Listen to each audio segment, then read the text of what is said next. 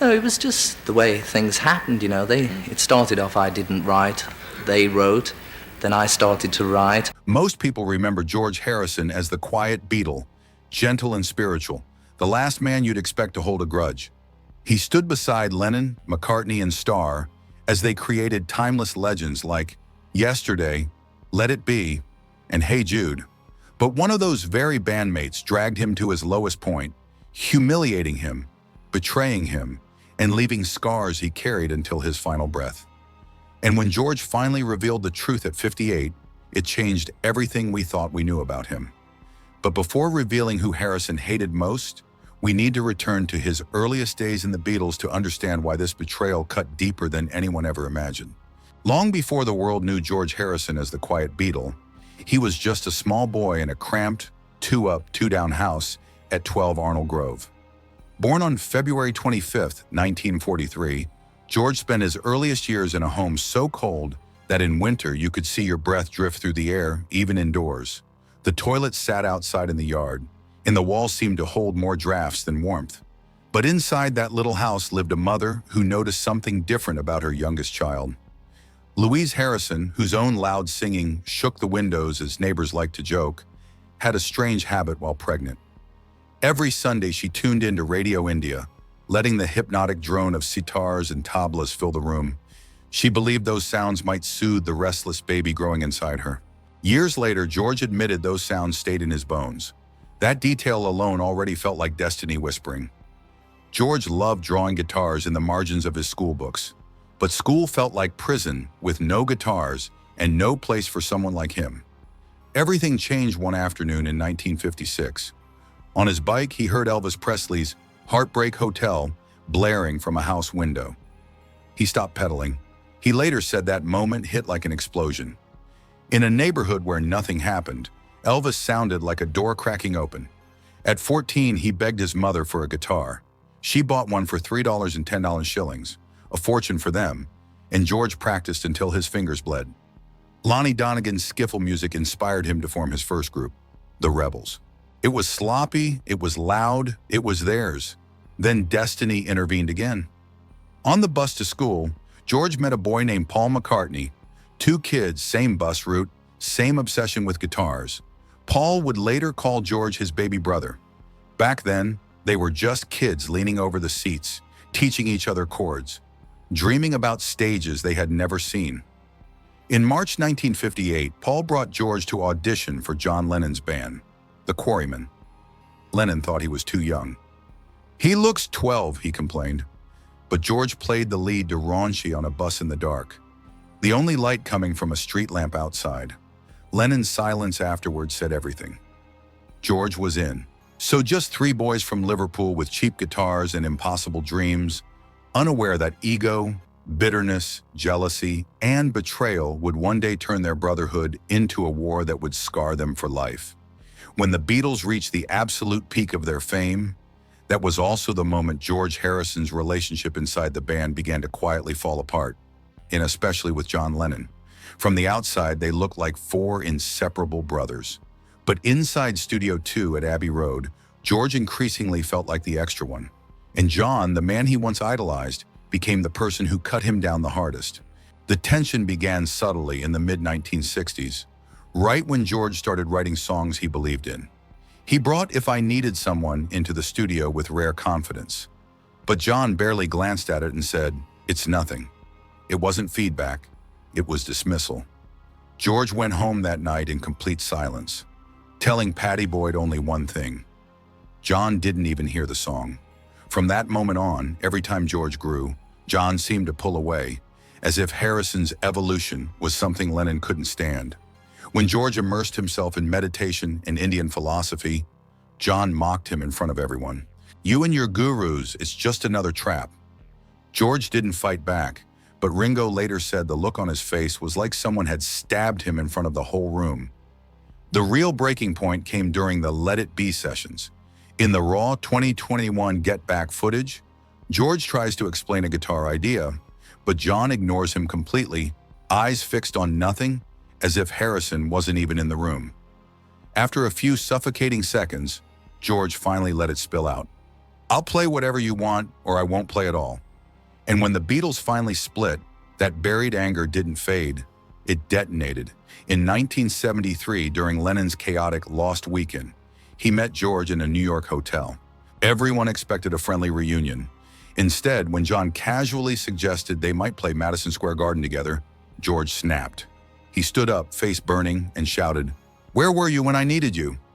Then, without warning, he reached over, ripped John's glasses off his face, and threw them onto the floor. May Pang, John's girlfriend, later wrote, "John froze, completely paralyzed." It was the one moment in his life where John Lennon was genuinely frightened of George Harrison, the quiet man who had finally unleashed everything he had swallowed during the 10 long years of being a Beatle. The silence, the disrespect, and the pain of being abandoned by the person he once loved most. People always talk about George's tension with John, but the truth that still shocks hardcore Beatles fans is this. The relationship that tormented George the longest was the one he had with Paul McCartney. And unlike the explosive moment with John in 1973, George and Paul's conflict was quieter, colder, and far more painful. It began slowly, almost invisibly, during the late 60s when Paul took increasingly tight control over the band's sound. George would bring in songs he'd worked on for months, and Paul would rearrange them on the spot.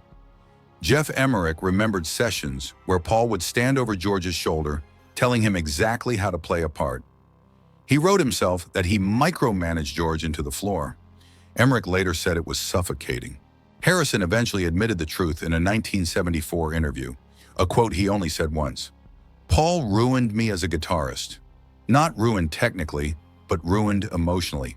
Paul's constant criticism, constant direction, and constant dismissal collapsed George's confidence from the inside out. The worst example happened during the Maxwell's Silver Hammer sessions.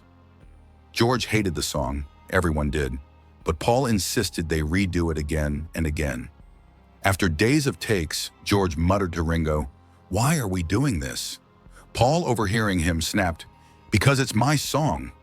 That icy tone stuck with George for life. But the real break came in January 1969. On day 2 of Let It Be, George told Paul he didn't like how he kept dictating guitar parts. Paul replied, 'I'm trying to help you, George.' George shot back a sentence Beatles historians say was the most honest moment in the whole film. 'You don't listen to anyone else.'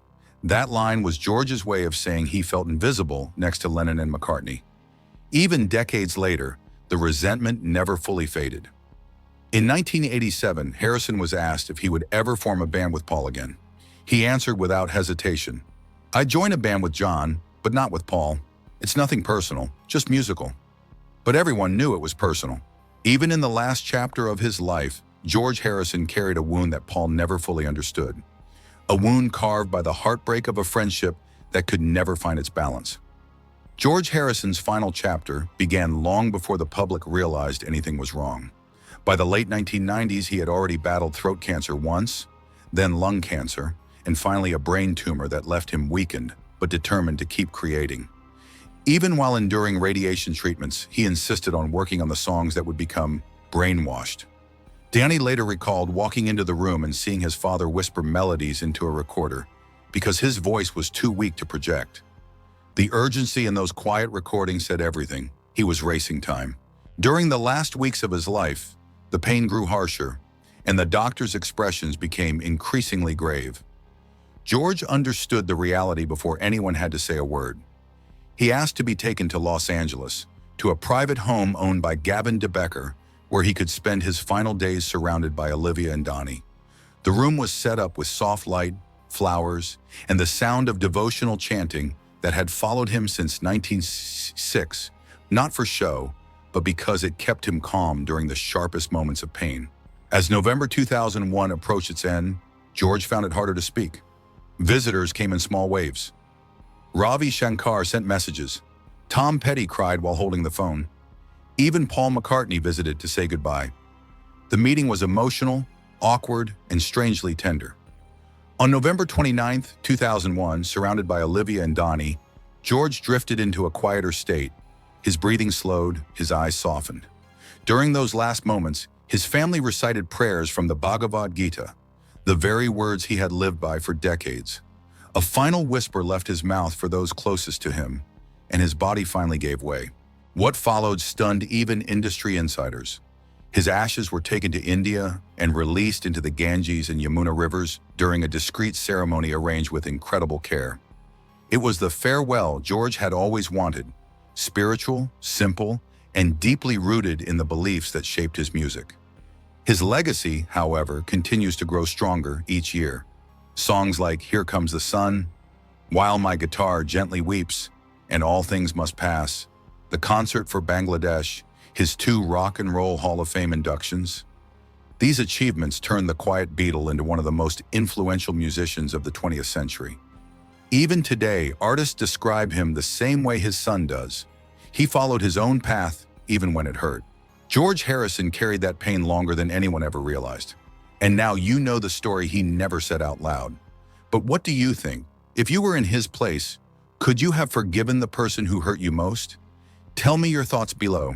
And don't forget to like, subscribe, and turn on notifications for more stories the history books never dared to tell.